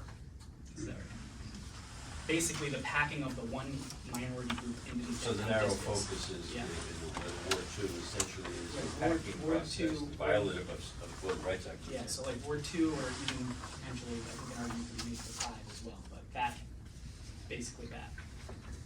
I don't know, Attorney Moore, you Yeah, yeah, weigh in on that issue. so in other words, Joe, you don't put it Well, he's done it. Well, I mean, to Attorney Pence's credit, yes, the two of the major laws we have to examine when developing any reapportionment plan is Voting Rights Act, which is, USC 52, USC, 103-1. We also have to look at the protection clause in this Constitution. Also, the charter does play a role. The charter specifies that the appointment is based, I don't have the exact charter link in front of me, Attorney Safety might particularly have it. I know that the charter specifically. Potentially equal. Substantially equal population, right, so, and we have, and both plans, in fact, that, you know, at least in terms of total population, are within the substantially equal realm. Obviously, there's a concern about Ward 2 specifically, and Councilman, you said Ward 5 as well. Yeah, I'm talking specifically about race in those words. Yeah, sure. I mean, you never want. Yeah, I mean, you never want, under the Voting Rights Act, to have, you know, an issue where there's a racial challenge, right? I mean, I think, you know, whether a plan is approved, disapproved, or appealed, that's gonna be an issue that the council has to examine, right? Whether this plan as proposed is in violation, candidly, we should look at that. I don't have anything else. I can't offer a formal legal opinion at the time as to whether that's the case. We obviously want to make sure that it's fully compliant with the statute, the case law. Councilman, to your credit, you referenced the case of Noah versus Johnson. That's a case that's certainly on point with us here. We should look at that case and apply it to the plan. I personally, would do that. I would do that myself, examine the case. You know, and you want to have a one person, one vote principle. That should be the case for every apportionment plan, regardless of other wards or counties. Yeah, I mean, you want to achieve compliance to the extent there's an issue with, to the extent that there's a concern within the council as to Ward 2 and the racial implications of Ward 2. I think that should get looked at. I don't think we should gloss over that issue. Is there a blatant violation? I can't offer a legal opinion on that today. I think we want to give you. I'm not asking for Yeah, a full, for. Yeah, no, well, you know, but, you know, as our duty as corporation counsel to the city, we have to examine that specifically. So that's Let me, if I could add to what Attorney Moore indicated, we could, and folks here are here for a short time, we should go hours and hours, but we could give a dissertation on the last quiet session. I would listen to it. As you know, you would be here. I you'd would be too. First in line, Councilman Martello. There's law out there on majority minority districts, meaning that, and again, snippets of information, right? If you have let's use the term packed district, right? You could also have the distribution of people of one persuasion or another out to outer districts as well. And that's the opposite of that, right? That's cracking, where you dilute people's votes. That's no good either. So you have to make, and this is the essence of the law, I think, in this area. And Councilman Levy, his remarks were notable to me because and this is what this whole committee is about, the council will have to do, to vet these issues. And there's nothing wrong with having arguments and issues on the table for 1 or more or 8 meetings. At the end of that, you want to make sure that people looking at this from the outside have seen the political, partisan, legislative process working, which is you hammer it out, right? It's okay if you have an argument, it's okay if you make different things. What Councilman Levy said was that the concept makes sense, okay? So that could be interpreted by a court of law, for example, as the thinking in adopting this particular plan was not racially motivated, it was not even partisanly motivated, it was, but not necessarily so. It was a focus and concentration on a purpose that would enable a totality map to be presented, drawn, and then approved. So, and that's the legal standard, that if you're challenging an approved plan, you have to have substantial evidence for that. And Councilman Levy's remarks kind of crawled in that direction, and that's what you need, that's what everybody would need. What is the thinking? And others have asked about that. What is the thinking in developing the plan? So you don't necessarily need to jump right away to that the end product is no good because it strikes you. you wanna hear explanations. Sure. You know, it's like that old movie, 12 Angry Men, right? One of the jurors at the beginning says, well, give me your arguments. That's what you want.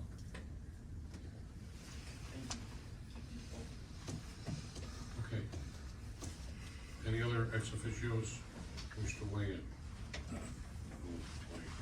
Yes, Paul? Thanks, Mr. Chairman. First, do no harm. That's what the famous physician said. First, do no harm. My family's been around Danbury for so long, and some of them are so long-lived that I have heard stories since I was a child of all the cycles that the city went through, from amazing prosperity to shocking deprivation. In my family's living memory, they've gone through depressions where they had little to eat, race riots in the 1970s, factories closing again and again and again. And all through that time, there were people with cool heads who were endeavoring to rectify those situations. We are now in a city that has gone through an extended period of grace. It's a period of prosperity that I don't think the city of Danbury has ever experienced. And the idea that we would simply change that to see what happens is anathema to anyone involved in public planning. Anathema. What is A-N, it goes against, common sense. We are, listen, you can walk down a railroad track 1 foot out to the other and go 100 feet and then fall off. At some point when you're walking down that railroad track, you gotta say to yourself, maybe I need to find another path. This is a little bit too dangerous. Danbury cannot keep going. Danbury cannot keep experiencing its exceptionalism forever. There is nothing inherent that sets Danbury apart except a tremendous focus on the business at hand. So we will need at some point to, if we want to keep ahead of our neighbors who are nipping our heels, we will have to keep fine-tuning how we operate Danbury, but that will take an evidence-based procedure. Not just, we've done this for really long and things are going really well, but let's just change it for the hell of it. See what happens. You move to another town and sell it to them, and then I'll watch. And if it works, maybe we'll incorporate it here. But please, don't do that to my town. Let's not just change Danbury because we feel like it. Let's not just change Danbury because we've always done it a certain way, and let's just do it differently because, hey, why not? If this was Hartford, Bridgeport, no offense, I love those people, but if it was some of those other communities experiencing the level of dysfunction that Danbury has experienced in the past, I would say, well, okay, hey, you know what, whatever you're doing is not working, so maybe you just ought to change something. If you're bereft of ideas, then maybe you ought to just try anything. This is not the situation in Danbury. We run the risk changing anything right now, that the change will be in the negative. So let's, before we change something, let's figure out and test a hypothesis. Let's put it out to the public. Let's say, this is what we want to do, this is where we want to go, this is what we think is going to work. What do you think? And if that's what that is, do it. We don't have time to do that now. What we have is a workable map with borders that are very slightly changed from what worked 10 years ago. And during this period, Danbury has seen unprecedented growth. The only growth, by the way, that Connecticut is seeing that doesn't, the reason that Connecticut is the second slowest growing state in the country, and not in negative growth, is because Danbury is growing and it keeps Connecticut out of the negative growth category. People are voting with their feet and coming to this city. They are participating, creating economic diversity, and they are creating a model that's the envy of many other towns and communities in the state. Before we change that, let's have this discussion, not for an hour and a half, but for a longer period of time. We've got a map that works, the numbers balance. I'll take Councilman Genesi and Perkins' word at that, but the tests apparently in the software that we're using, it is reflective of wards that have worked in the past, and we will assume will keep working, but we've got another 10 years to figure something else out, and during that period, if you guys can come up with a viable, evidentiary-based process for changing the wards, a good reason it's gonna work, maybe they did in San Diego, maybe they did in Texas, I don't know. This is what we've got, this is what we tried, this is what we think is gonna work. We've got consultants that are willing to jump in, and by the way, just to I don't wanna get into a dogfight with Councilman Levy, but we do have the demographics, of the downtown area, and the money is not there, the money is on the outskirts. I didn't make that up, the demographics are pretty clear about that, and we can get you that data if you're interested in it. So before we take this kind of a step, let's hire a food taster, because it may be poisonous. Let's just step back from this, let's just continue what we've been doing for the last 10 years, and if you guys really feel it's important to make a serious change at the level of this one, bring it back, and we'll look at it, and we'll take it seriously. And let me tell you something, if it's gonna work, I will be in favor of it, because I will be in favor of anything that makes this city a little bit better off tomorrow than it is today. Thank you. Thank you. Mr. Lee? I just wanted to comment on the, my comments were based on the pie type of design was good for many years, but is continuing to be an unworkable design to balance out the population as required by the reapportionment laws. And when you have Ward 4, who has a huge growth in condominiums, and then all of a sudden you have Ward 6, who has the Toll Brothers building 1,700 units up there and families, you can't move a block of people from Ward 6 or Ward 4 and put them in, distribute them into the other wards uniformly with the high configuration. It's impossible. Can't do it. And we're on that pinnacle right now, and projecting into the future, as a plan of development reads out, that we are expected to grow to 95,000. You read in the newspaper tonight that after studies were done, that the zoning is one of the big issues for development of the inner city. The population will grow in the inner city. They should have individual representation, so that they're probably not, when our Ward 1 representative has 1/7 of the population of his ward, okay, is the inner city. It's too small a unit. They need to have individual representation, and it's also a way of looking into the future to be able to properly balance the wards. It doesn't have anything to do with the demographics or anything like that. It has to do with a system that is on the pinnacle of not working at all. As a matter of fact, it becomes more difficult. I would say the next time around, it would be impossible to use the configuration, the pie-shaped configuration. That was my point. Thank you. Just one last time, thank you, Mr. Chair. Mr. Burke?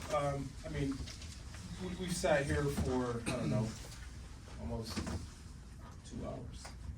And I still see a huge incongruency between what was presented with map A and what was presented with map B. The concept as presented from the crafters of map B are inconsistent with what they're trying to get us to believe and understand. I mean, while the original map is decades long old, it still works. And it's not that difficult, as anybody who went into that software will tell you, to start juggling things around. It's not that difficult. What this map did was, I think, Councilman Sheets may have mentioned it, was to first build a district that they wanted, because it's easy to click on those census blocks. Once that was done, then they came up with the concept. all right? We're still sitting here trying to vet the concept, and the concept doesn't make a lot of sense to many of us. And as Councilman Britton pointed out, and a couple of us others, this is gonna be a little bit of a problem going on the road with some of the ways this thing was configured. So I think we need to, you know, kind of step back and focus on what actually works. There hasn't been any validation for a case to make this whole map work. There's nothing to support it, but, you know, a little bit of a conversation from the crafters of Plan B. So that's all. I mean, just one follow-up, Mr. Chairman. What would be the next logical steps? I mean, we're still at an impasse. Yeah, I don't know, I don't know what's going on here. Well, let's, do you wanna speak? A quick You wanna question speak? to your corporation counsel. Sure, go ahead. Is there anything in the state statutes that if we can't get this done by the March first, is there anything in the state statutes saying that, well, okay, we'll give you a month, 2 months? You know, So, good question, sir. I'm not aware of any flexibility in the statutes. The charter provides that we shall approve plan by March first. I would say that if we can't agree on any plan by then, it's kind of a novel legal issue on a municipal level. At the state level, usually there's then, for example, in the state of Connecticut, the Supreme Court will actually decide what happens with voting districts if at the state level they can't agree on a plan. I think it's conceivable, and it would be a novel legal issue for the city of Danbury, but, there's the potential that maybe even the plan doesn't change. Now, that's not what the charter says. The charter requires that you shall adopt the plan by March first. Hopefully, the city council can collectively sit down and work with each other to figure out what that plan's gonna be. I mean, we still, maybe this is unclear to me, but we still have the month of February. I mean, the plan is due March first. I don't know time-wise what the city council's organizational structure is, but, I mean, the good news is, this isn't due tomorrow. So, we have until March first. If we don't get a plan approved, that would just mean it'd be a charter violation, number one. Number two, it would arguably result in litigation. And it's possible that, the city defaults to the existing plan, although that would be inconsistent with what the charter requires. I can't even think of a time where we didn't agree on a plan.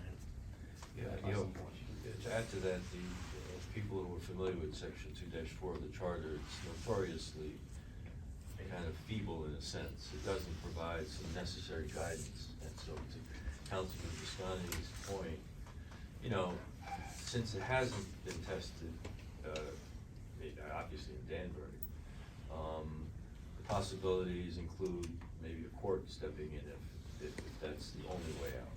The possibility, Attorney Morley indicated, we go out into the thin ice a little bit, go a little farther into March or something like that to get the job done. Default to the existing plan, it's also a possibility. So these are difficult issues when you have local law that's unclear about what happens. Right now, it says that the council shall adopt the plan by March 1st, so that's the imperative. And that kind of pushes everybody to do whatever needs to be done to get it there. And you could have, again, as I said before, you could have 2, 3 more meetings, have a special meeting at the end of February, whatever, and then meet the March 1st date. Or you can, we can do the research. It'll take us a little while to do research, because again, stuff like this doesn't fall off the tree. We have to really look carefully. We can do that and then see if there's an argument over whether the word shall, this is how it gets to Councilman Britton, you understand. Whether the word shall anywhere in our legal documents means you must, no matter even if the earth ends, or is it basically discretionary, which is you do the best you can, right? My off-the-shelf opinion would be, unless there's an important election coming up, you probably have a little bit of time, so maybe you do have the time. However, I like the language, it says shall. And we actually investigated the shall issue at the Reappointment Commission level. I remember that. Where the charter provides that you must elect a 5th member within 30 days.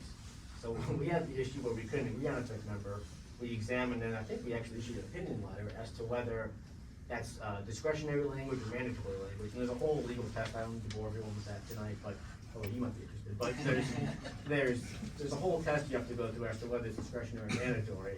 And I've looked at cases in Connecticut, I found no case that clarifies what to do if we don't have a plan by March first.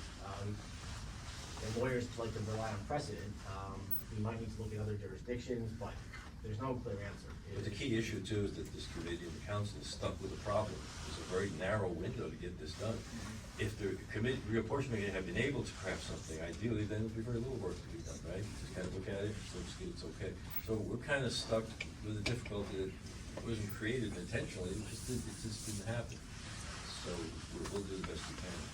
Perhaps the answer down the road is to go before the Charter Revision Commission and perhaps suggest modifications to, the shall versus may language, the timetable for electing a fifth member of the Reapportionment Commission. So, those are all, we can't obviously, we don't have the luxury of figuring them out now. It has to be something that happens down the road, but, the answer I don't like to give is that it's unclear as to what we do if by March first there is no plan. So what we're hearing then, the answer to my question, we have a meeting in February. And should we then vote on this issue? Because if we do, and Sorry, it sir, comes which- out one way or the other, Which issue, I'm sorry? the Well. issue I of, wanted to approve the plan? Yeah, okay. and so, we vote on it, okay? Yes or no, whatever it may be, in the outcome. And then someone decides that they're going to litigate the thing. Then we're stuck all the way around, because, I mean, what does that do to the issue that we actually voted on? What happens to the plan? What happens, yeah, Well, the plan will be under legal challenge, whether the plan would have legal force and effect. It may not, you might get some guidance from the state level.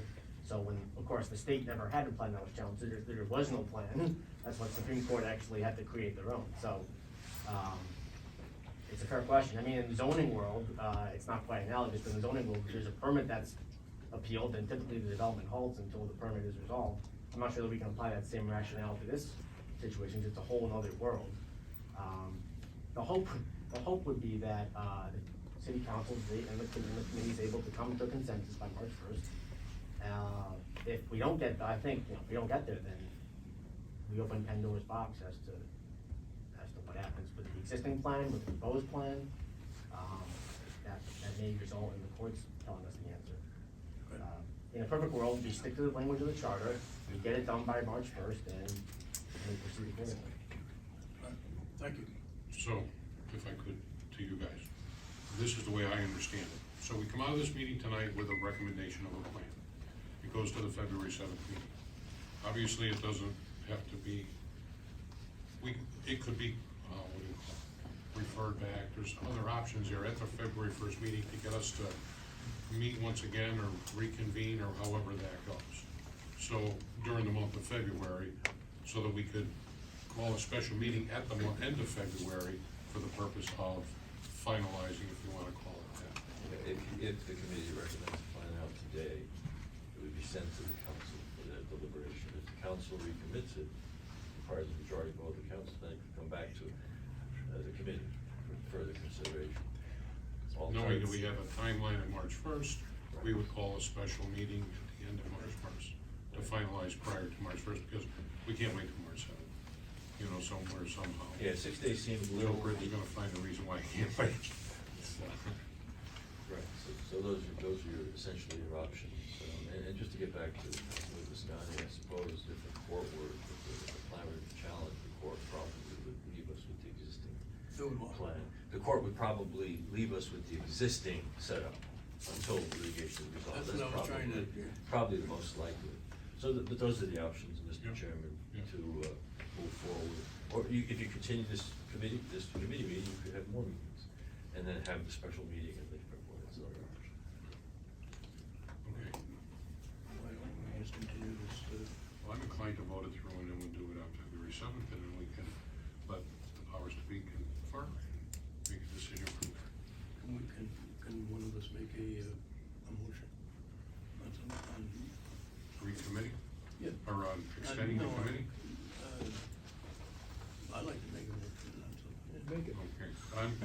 Since I love you, of course, Yeah. go ahead, do what you gotta do. Right, I'd like to make a motion to vote on, the, A-man. Okay, Okay, all right. that's it. So we have a motion, do we have a second on the A-man? Hearing none? I Motion don't know what I denied. did. Mr. Chairman, I make a motion to the full city council to approve Plan B for the 2022 reapportionment as presented. And I'll second that. All those in favor? Aye. Opposed? Yeah, discussion. So this will now go to the February 7th meeting, at which point in time it's, Do you want any discussion on that motion before you vote? any discussion on the motion? I did not do that. Did you want that discussion? Okay. Motion to adjourn? Nancy? Aye.